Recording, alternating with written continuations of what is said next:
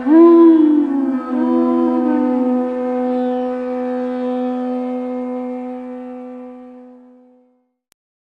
we're reading from Bhagavad-Gita as it is, translation and purport by His Divine Grace A.C. Bhaktivedanta Swami Prabhupada. Text number 28 and 29. So text 28, you can repeat. Ayudhanam aham vajram Dhenunam asmi kamaduk Prajanaschasmi kandarpa Sarpanam asmi vasuki. Word meanings. Ayudhanam, of all weapons. Aham, I am. Vajram, the thunderbolt. Dhenunam, of cows. Asmi, I am. Kamaduk, the Surabhi cow. Prajanaha, the cause for begetting children. Cha, and. Asmi, I am. Kandarpa, Cupid. Sarpanam, of serpents. Asmi, I am. Vasuki, Vasuki. Of thunderbolts, of weapons, I am the thunderbolt. Among cows, I am the Surabhi. Of causes for procreation, I am Kandarpa, the god of love. And of serpents, I am Vasuki. Purport.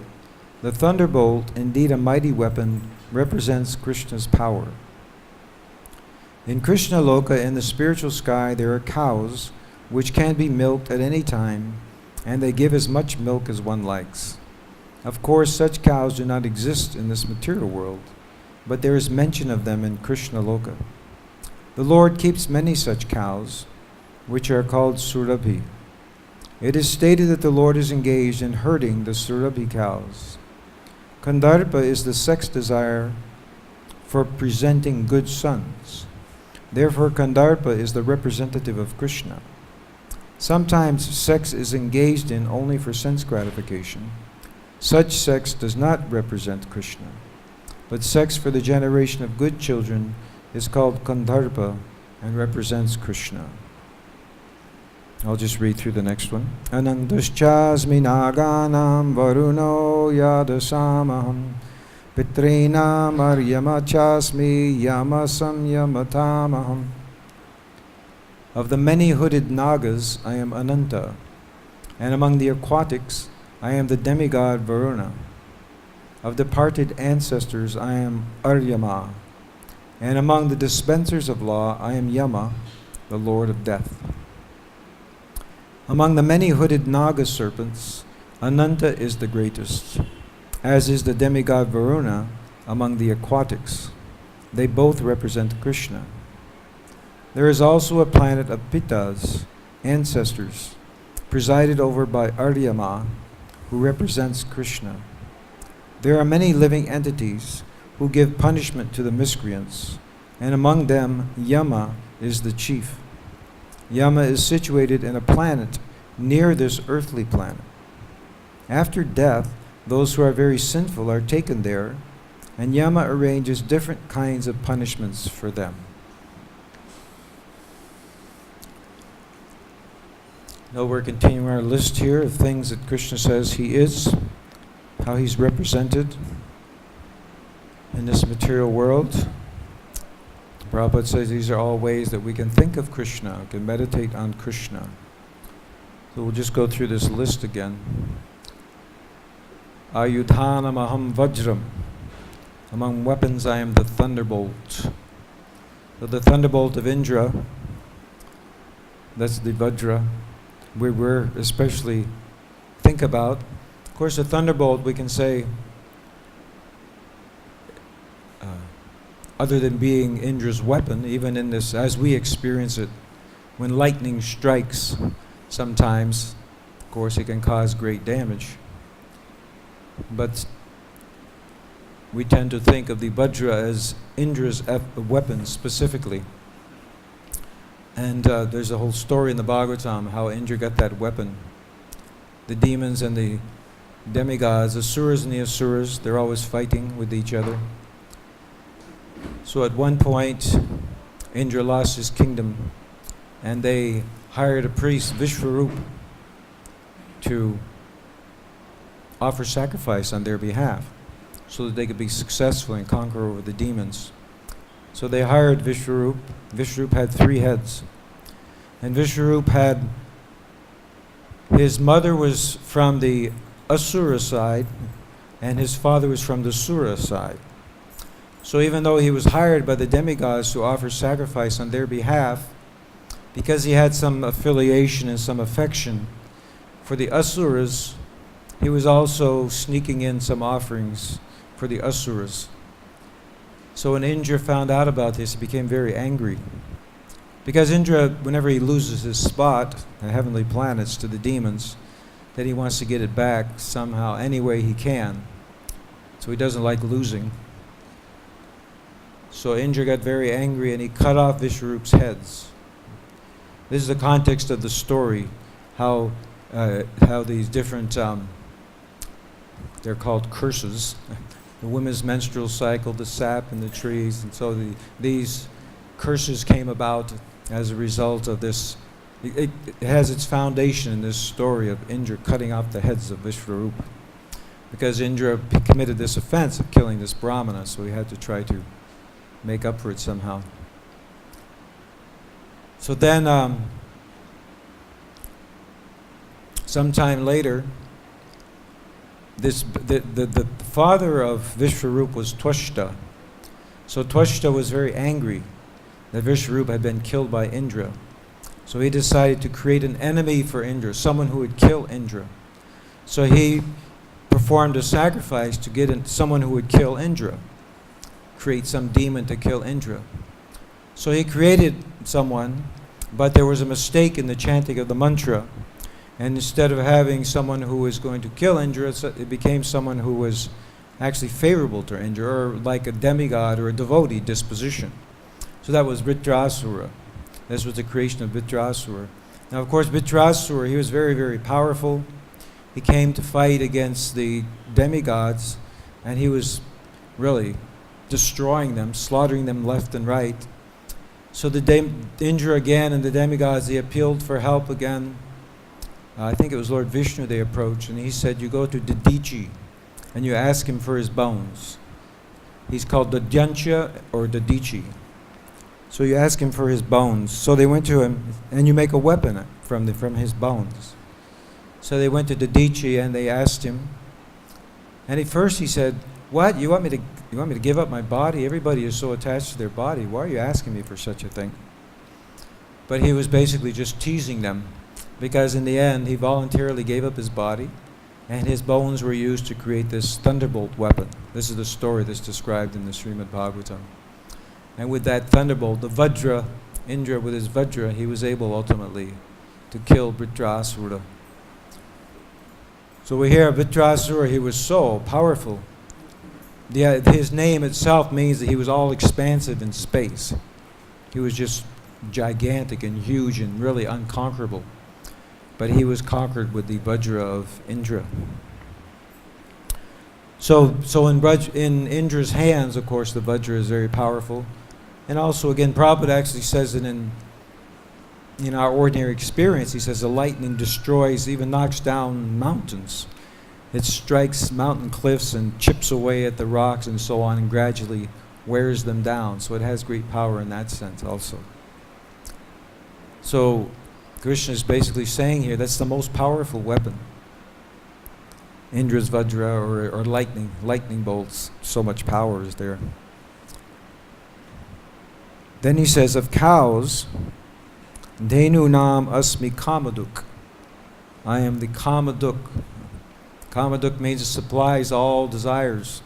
Now here Prabhupada equates this kamaduk with the Surabhi cows, and especially Krishna's transcendental Surabhi cows, Surabhira Vipalyantam.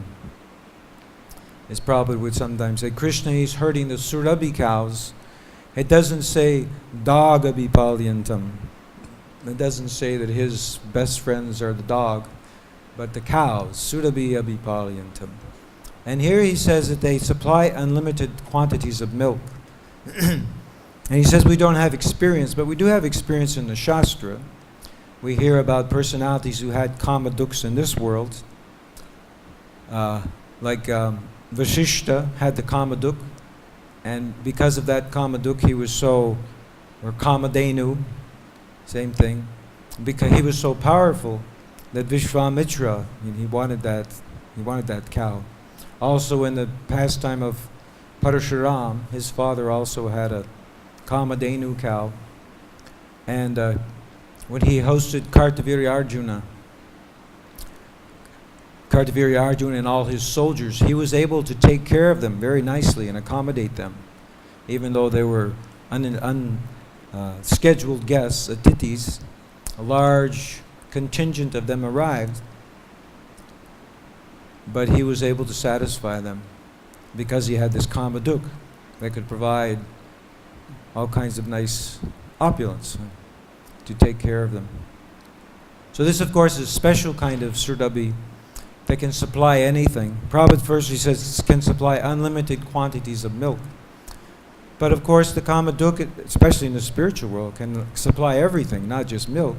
It can supply everything unlimitedly, all the opulence that one needs.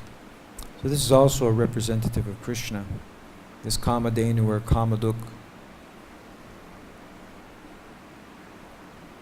And of course, also in the pastime of Indra, after the Govardhan Leela, then he comes with Surabhi. And there it's described that there's a planet of cows in this material world where there are Surabhi cows. And this Surabhi who accompanied Indra came from that planet. And she bathed Lord Krishna with her milk on behalf of King Indra. So that was, of course, very pleasing to Krishna. And Prabhupada, he also says, does he say it here? Some places he says that all the cows in this world are descendants from these Surabhi cows, ultimately. Of course, the Surabhi cows in the spiritual world, but even these Surabhi cows in the heavenly planet, wherever it is, they're of a superior nature. So they can provide so much wealth. And even ordinary cows, of course, they're also kama dukh because they can give so much. Just from the cow's milk, so many unlimited things can be made. Prabhupada would often say, you just have cows and a little land and you grow some vegetables and grains and milk products and all your nutrition is taken care of. Actually, there are people who just live on milk. They get all their nutrition just from milk. So, and of course, an unlimited variety of things can be made from milk and so much wealth. The Brajbasis, they had so much wealth and it all came just from the cow. And that was, you might say, ordinary cows, if we look at it from that perspective. From these ordinary cows giving so much milk, they had so much wealth because they could trade for everything that they needed. They had an abundance of milk. So even in that way, an ordinary cow is a kamadenu or a kama dukh because it supplies so much, gives so much to human society. And the next thing here is prajanas chasmi kandarpa. Of the causes for procreation, I am Kandarpa, the god of love. Of course, the idea here is that there has to be sexual attraction between man and woman in order for there to be procreation. But Prabhupada takes it in a particular direction here. He says in order for this to represent Krishna, it means that desire for procreation has to be for having good children. That's the kind of desire for children that represents Krishna, not just any kind of lusty desire. So he's specifying it here because that's so important for human society. So that's there naturally, it's part of creation and it's good. And these things are all Krishna, so in some sense they're good. They're part of Krishna's creation. So of course we think, oh, this lust or kandarpa or madan, this is bad, it's our enemy. But it has a purpose. It actually has a purpose in Krishna's creation. So when it's used properly, then just like Krishna says earlier, dharma viruddha bhuteshu kamosmi bharatarshava, which is essentially echoing what's saying here. Krishna also says, I'm sex life according to religious principles. So these religious principles, they're established by Krishna. What is that shloka? Dharmam tu sakshat bhagavat pranitam. Yes, in the 6th canto. Dharma is established by Bhagavan, the Supreme Personality of Godhead. So even sex life, if it's dharma viruddho, if the kama is in line with dharma, for dharmic principles, and Krishna says, I am that also. So this is a similar idea that's being expressed here. Then Krishna says, Sarpanam asmi Vasuki. So Vasuki is a great serpent. We hear about him in different pastimes. For example, the churning of the milk ocean. He's so gigantic that he's wrapped around Mandara mountain, which is cosmic in size. And of course we know the story, the demons, they didn't want the tail, they thought this is the inauspicious end of the serpent, so give us the head. But then when Vasuki was being used as a churning rod, he got sick to his stomach and he started vomiting fire and all kinds of horrible things. So the demons really get it, they get the wrong end then. Vasuki is also, he comes in the pastime of Bali Maharaj. And Bali Maharaj was tied by the ropes of Vasuki. He was tied up. We see illustrations like that. He's tied up by a snake. So he's used as a rope sometimes in these leelas on higher taking place in some other planets or other dimensions, Vasuki. And he We'll hear, this is one kind of snake. He's a sarpa, here it's described as sarpa. In the next verse we hear about the nagas. In fact, that's the next part of this. It says, in the next verse, Anantas chasmi naganam. My name is Nagraj, so people often wonder what my name means. King of the snakes, people always think it's kind of funny to have that name. Snake King. Well, this is the meaning. Anantaschasmi Naganam. Nagaraj is Anantashesha. Actually, there's one Nagaraj temple in South India, in Nagarkoil. You know, in South India, there's a Nagaraj temple there. Anantashesha temple. And actually, when I was first initiated with that name, I never saw it anywhere in writing. So I just assumed, well, that must be what it means. Of course, here it's basically explained. But then I read in the Navadvip Mahatmya, there's quotes from the Ananta Samhita, which is spoken by Ananta Dev, Ananta Shesha, and there it says, Nagaraj Uvacha. So they said, oh, that's good. Confirmed what I thought. And then I came across, actually just within the last year, I was reading the Chaitanya Bhagavat. And in one place there, Nityananda Prabhu is called Nagaraj. And Bhaktisiddhanta Saraswati Thakur in his commentary, he says he's called Nagaraj because he's the source of Nagaraj. He's the source of Anantashesha. In fact, this is an interesting point, is that when you see different Shatanams or Sahasranam, these are like Vishnu Sahasranam or Baladev Sahasranam and so on, these different lists of names of different personalities. In fact, in the Narada Pancharatra, which I was reading not too long ago, there is a list, I don't know if it's 1,000, maybe it's 100 names of Radharani. And what's interesting is that list, is there are many of them, they're all names of Durga, Parvati, Uma, and so on. So these are names of Radharani, but they're actually, why? They're expansions of Radha. They're names of expansions of Radharani. So they're considered to be her names, because they are her, actually. In a sense, they are her. They're just not fully empowered as her. They're expansions of her. So similarly, you find in lists, for example, of Krishna's names, sometimes you might find names of Krishna's avatars. You might find Vamanadev in the names of list of Krishna's names or something like that. You might think, well, that's not a name for Krishna. Well, it is, because it is Krishna, actually. Vamanadev is Krishna. He's just appearing in that form, or Kurma, or Varaha, or any of the incarnations of the Lord. So similarly, I was happy to hear that Nityananda is also Nagaraj. That's also one of his names, is Nagaraj. So this is what is said here. Now, one interesting thing about, usually this distinction is made that the Nagas have many hoods. So I don't know if we have any. I think sometimes it's a freak of nature. Sometimes there may be two-headed snakes. Occasionally, you might see, but not a common thing. Of course, like Kaliya Naga in Krishna's Leela, he had. I was reading recently 100 mane heads. It said, so he had more than that, but he had 100 mane heads. So he was a Naga, Kaliya Naga, because he had many heads. And of course, these Nagas. Well, we tend to think of the cobra as Naga also, I think. And they're so vicious. They'll attack, and they're so fast. I was reading recently Krishna's Kaliya Leela, and I was thinking of this, how, because Kali was trying to bite him. He was really angry. When Krishna jumped into the water, it says he splashed for 100 bow lengths, just his entering into the water. Then he was swimming around in there, having a good time, and Kali was really angry. So he came after him with full force, with all his venom, and he was trying to bite him. But Krishna was so quick. Usually, of course, the only I guess a mongoose can get away from it.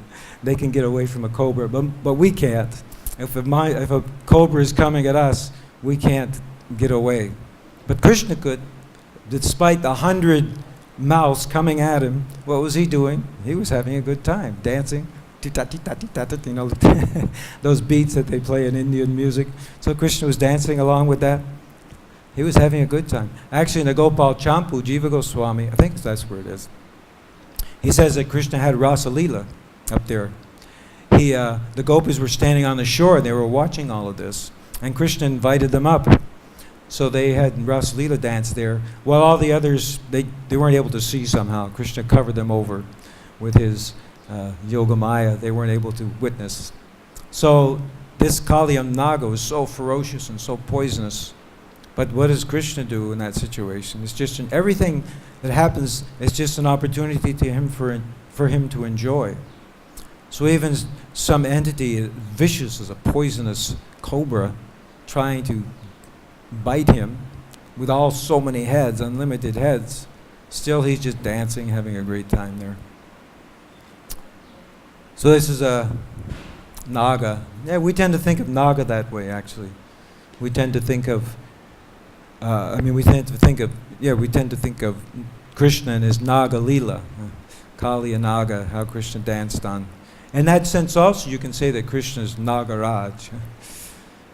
Because he's the king or the conqueror of this particular Naga also, is Kaliya Naga. He showed who's boss, who's the king, by defeating him. Of course, at the end, this Kali, who was so powerful, he was basically dead. He was, it's almost on his last breath, and Krishna gave up, let him survive. But he was thoroughly beaten. It's like in some kind of a fighting match, like a boxing match, and somebody gets hit, boom, boom, boom, boom, boom, over and over and over again.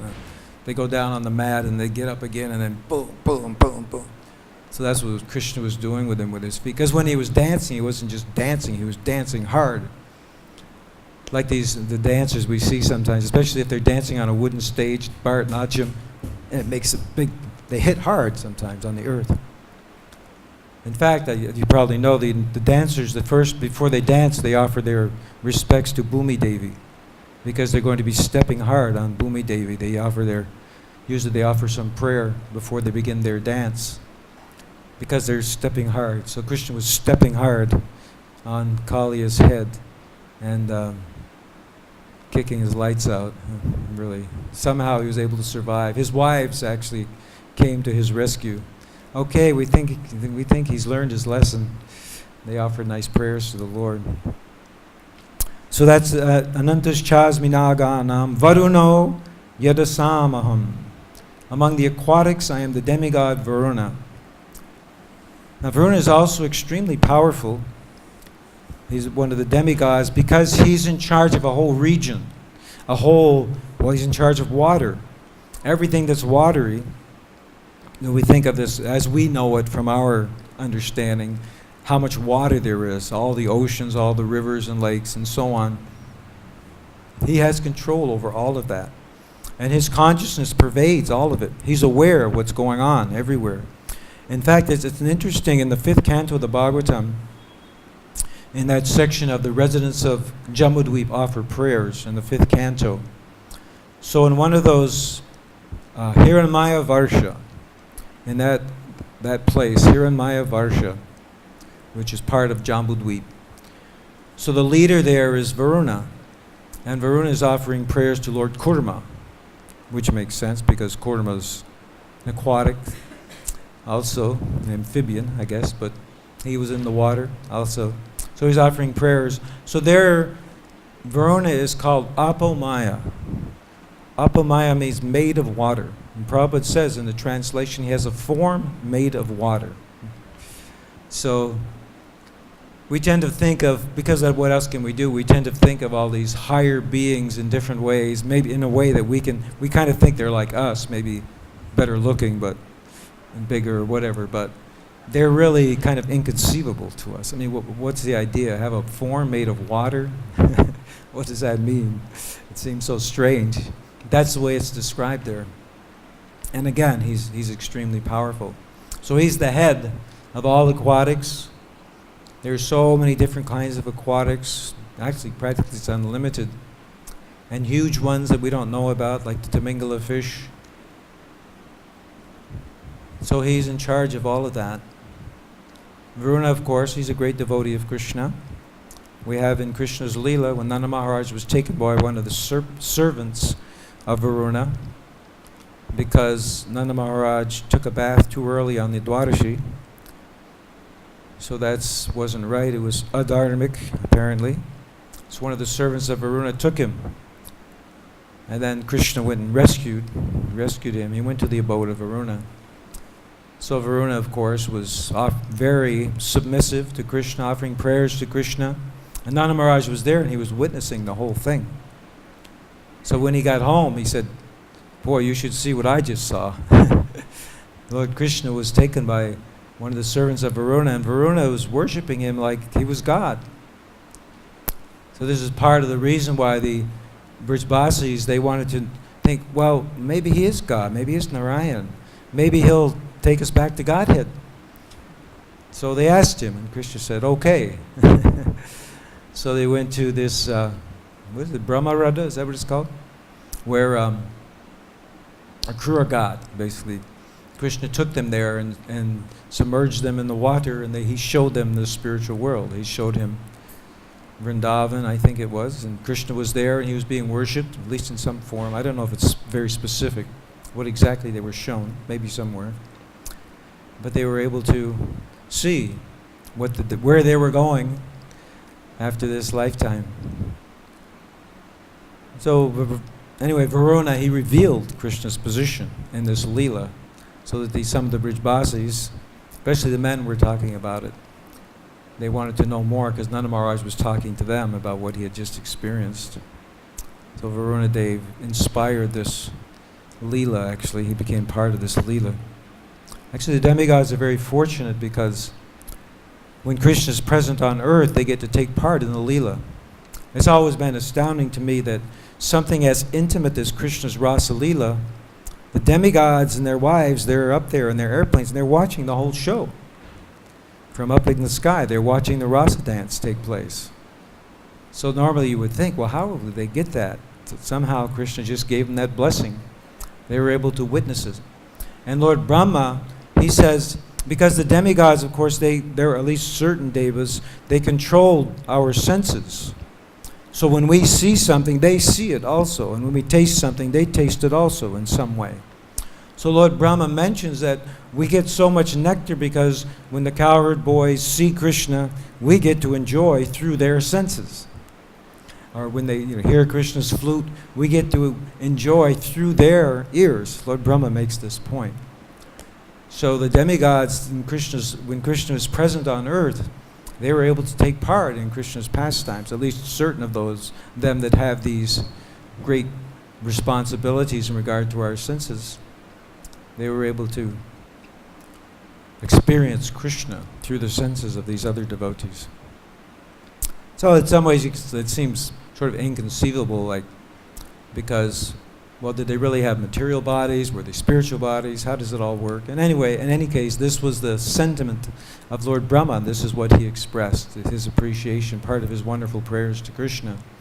How the demigods were able to experience so many wonderful things through the senses of the Brajbasis while Krishna was present among them.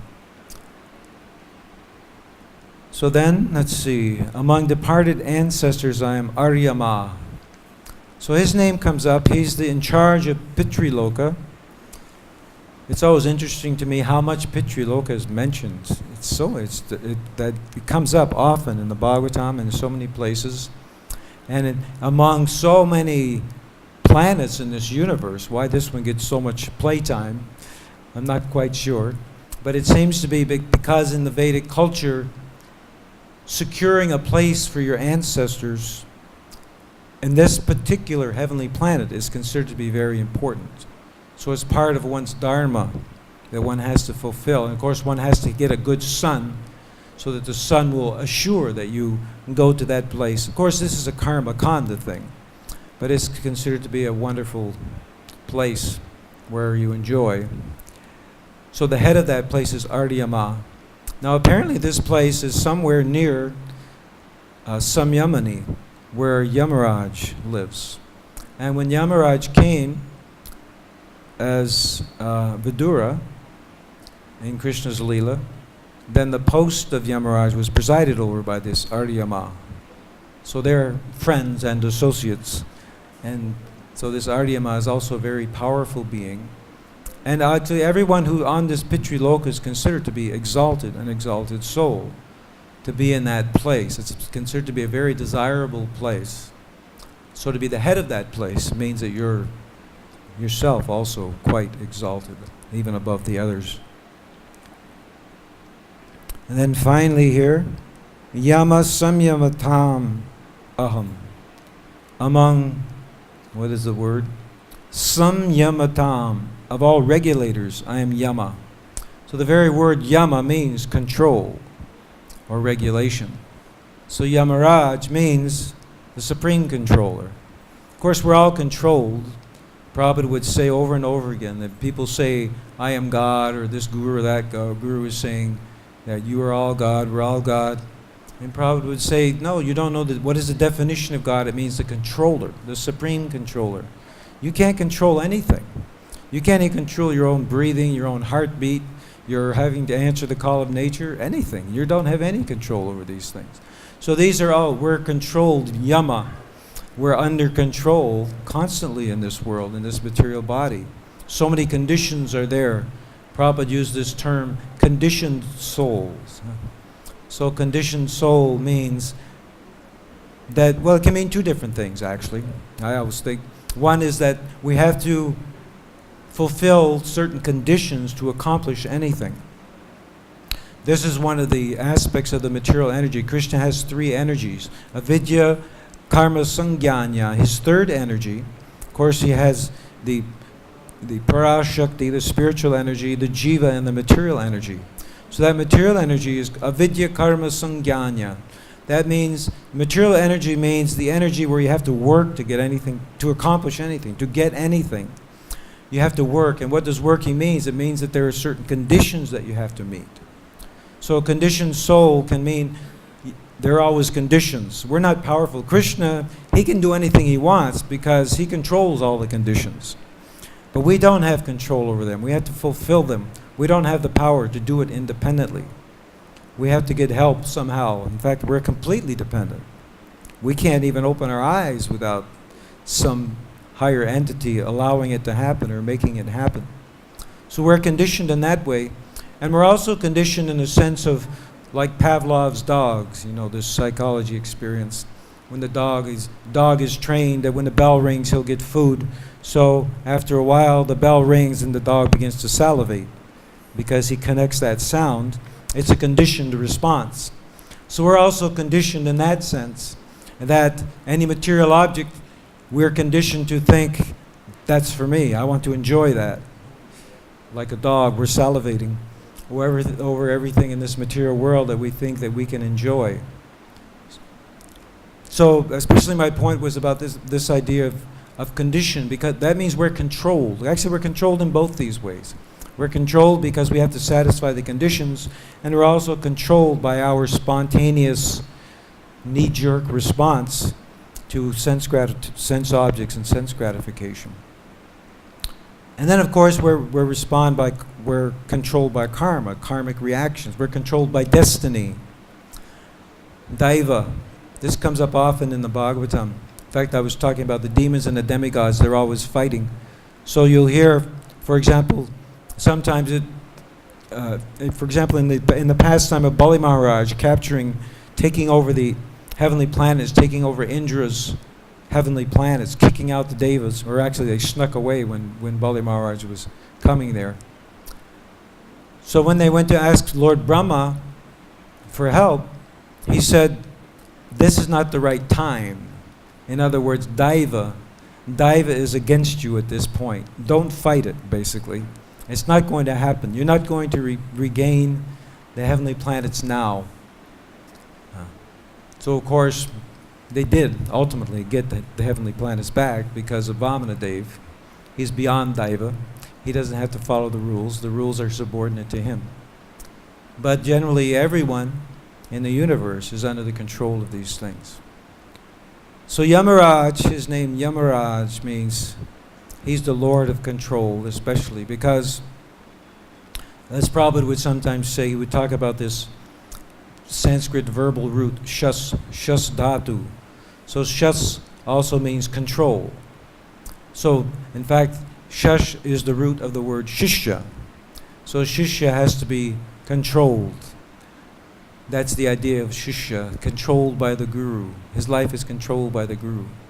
So also related to shasdhatu is shastra and shastra.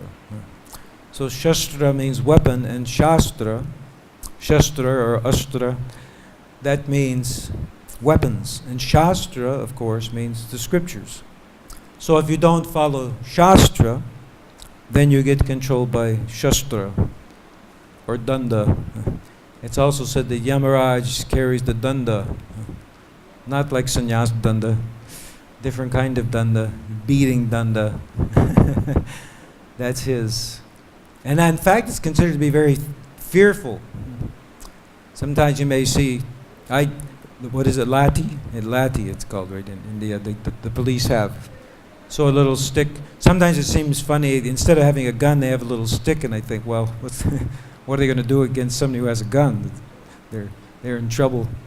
But the lati of Yamaraj is apparently extremely powerful. It can control everything. He can control everything. No one gets away. No one gets away from Yamaraj. Therefore, he's the king of Yama. You have to, ultimately, you answer to him. We think we can get away with so many things, or at least the impious persons, the atheists, they think they're going to get away with everything. But Yamaraj is waiting, or his servants, the Yamadutas, even the Yamadutas themselves. Just imagine, they're representatives of Yamaraj. They're afraid of him. Imagine how fearsome they are. I was thinking of Ajamil. You know, we have this idea he was afraid, but just imagine how afraid he was. These people coming at him, they're so scary. They're just so scary. It's just like having some, ferocious tiger coming at you full speed. You just so, he just, what could he do? He just called out for his son. Somehow he thought, no, he didn't know what to do. He just called out his son's name spontaneously. That's what came out. Because they were so scary. They're so ugly and fierce looking. All the scary things, you might think, all the things that we're afraid of, you pack them into one form, coming at you, and they're always angry. They're angry. The contrast is there in that Leela, actually. The Yamadutas, they're angry. They're really, really angry and fierce looking. And then the Vishnu Dutas come and they're calm and smiling. Like it's said about Krishna, he's always smiling. Whenever you read descriptions, several descriptions of Vishnu also in the Bhagavatam, yoga is to meditate Kapila Dev describes how to meditate on the form of the Lord. So you're supposed to meditate on his smiling face. He's always smiling. He's always happy. Whereas the Yamadutas, they're always angry. In fact, the demons are described that way too. You know, when the Bhagavad-Gita describes there are 3 different kinds of swargas. There's the swarga loka that we think of Indra loka. So divya swarga, that's called divya swarga, divine heaven. And then there's Bhauma Swarga. So besides Jumbo Dweep, there are other Dweepas, Kroncha Dweep and Pleksha Dweep, and I forget the names of them all. Those are called Bhauma Swarga. They're part of Bhumandala. So they're like in the middle, planetary system. These are called Bhauma, or earthly Swargas. So when you come from the heavenly planets, then you sort of, depressurize before coming to Earth. You go to one of these other Bhauma Swargas for some time. You live 10,000 years there with very high level of enjoyment. So that's nice. It's almost like a heavenly planet, but not quite like Indraloka and so on. And then we have Bila Swarga. Of course, Bila means hole. So you go through the hole. That means underneath Bhumandala, you have 7 lower planetary systems. Atal, Vital, Sutal, Talatal, Mahatal, and so these. So these, they're also heaven. In fact, it says that the level of enjoyment there is higher than Indraloka, Bhagavati, even higher than that. But one thing it says there in the Bhagavatam, that the residents there are always angry because they're demons. So when I read that, I thought, well, they must not be very happy then, right? Even though they have all this opulence, which is greater than Indra's somehow.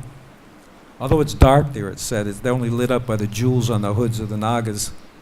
I guess this is another Naga Loka. The Patala is also sometimes called Naga Loka because Nagas are there.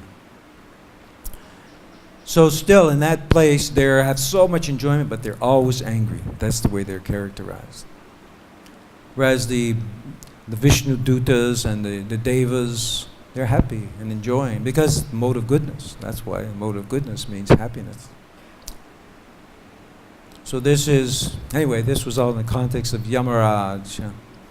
Yamaraj has a tough job. He has to deal with all the bad people.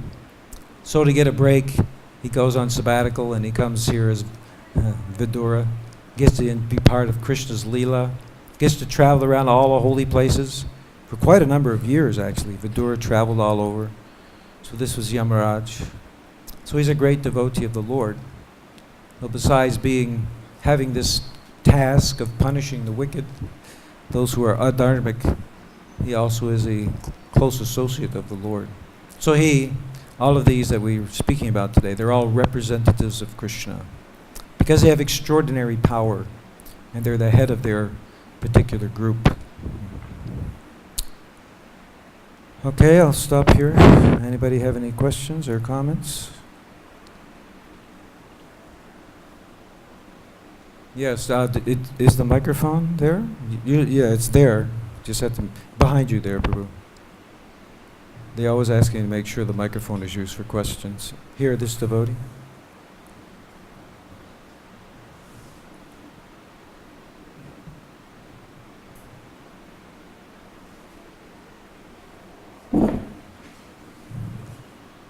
Yes, my question is really about Yamaraj. Indra is a post, so it rotates from time to time. There are different Indras in charge of the universe. And the same with Yamaraj, does that apply? Yes, that would be a post as well. In fact, all of these, you read in the Bhagavatam, I don't know if Yamaraj specifically, but many of these posts, with every change of Manu, they change. Like Indra is also a post. And the particular Indra right now, his name is Purandar. And in the next Manu, the post of Indra will be taken by Bali Maharaj, the person who's Bali Maharaj now. So Yamaraj also would seem to be in that same category where it's a post and that changes periodically. In the Christian tradition, you have St. Peter and the gates of heaven judging people. Does Yamaraj ever make mistakes? No, he doesn't. At least we don't have any episodes of that, any incidents of that described in the Vedic literature. And I would think we might say, if he did, Krishna would back him up. And what is that? Britya parade swamino danda. Prabhupada quotes this aphorism. It means that the master is responsible for the actions of the subordinate. So if he did something wrong, then Krishna would take responsibility because he's his deputed agent. That would seem to be the logic that we would apply to that. Yes, Prabhu? You pass the microphone.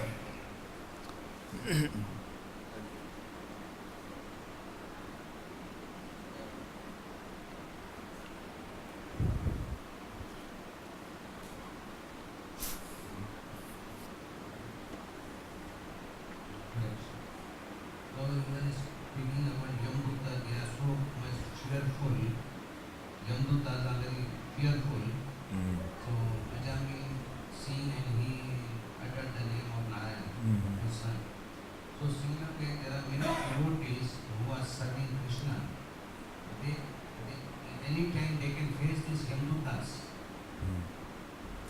The demigod, actually that whole pastime of Yamaraj, the Ajamil, what happened, of course, you know, the Yamadutas, they went back to Yamaraj and they said, what's going on here? We thought you were, well, here, like it says, among controllers, Yamaraj is supreme. So they thought, we thought you were supreme.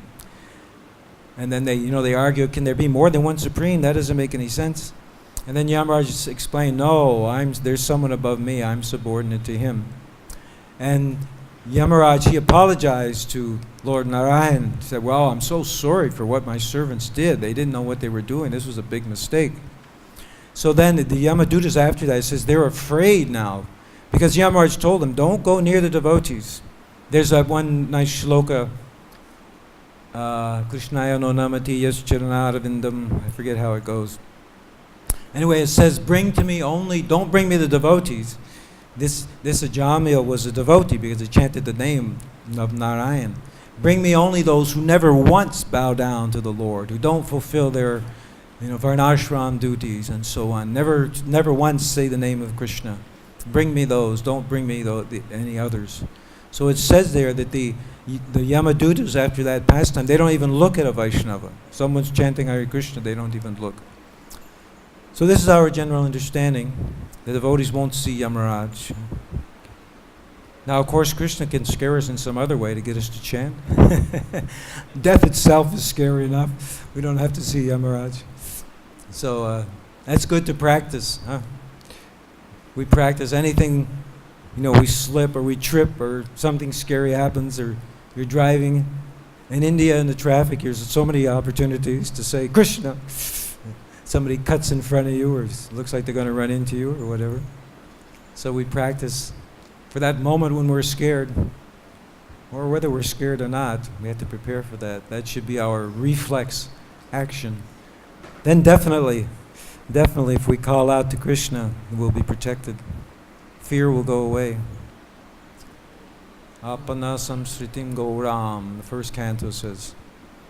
Even fear personified is afraid of the name of Krishna. So when the devotee is on the deathbed, he cannot remember Krishna or he is in severe pain, for example, and that comes when severe pain.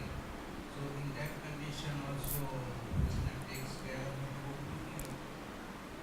Krishna will take care. We have to have that faith. We do our best and we hope that Krishna will help us. It's hard to say exactly what happens at the moment of death, what Krishna will do. The general rule is that what we've done during our life will influence or maybe even dictate where our consciousness is at that final moment. But we can also, pray to Krishna to help us. I remember going years ago on Parikrama in Navadvip. There's one place called Harihara Kshetra, where the deity is half Vishnu and half Hari and half Hara, half Vishnu and half Shiva. So there it's said, I don't know where this is stated, maybe it's in the Navadvip Dham Mahatmya, that if anyone dies there, the deity will whisper, Chaitanya Mahaprabhu's name or Krishna's name in your ear just at that last moment so you won't forget. They will remind you. So we can You know, if we practice, we can get that kind of mercy. We can hope for that kind of mercy and expect that kind of mercy. Even if because yes, it's difficult. Even King Kulashekar, he said, let me die now while my senses are still in order and I'm not choked up and panicking. Because that's that fear we may have. I'm going to panic when that moment comes. And what am I going to do in that panic? Am I going to call out to Krishna? Am I going to say something else? Call out to somebody else? So we're practicing, of course. So we're hoping spontaneously, I'll call out to Krishna. Where else can I turn? I can only turn to Krishna. We're practicing our whole lives for that. And Krishna will help. We surrender our lives to Him. He can reciprocate. He will reciprocate. Ye tamam prapadyante tangs tataiva bhajamiham. He gives that guarantee. He will protect us. Okay. Thank you. Hare Krishna.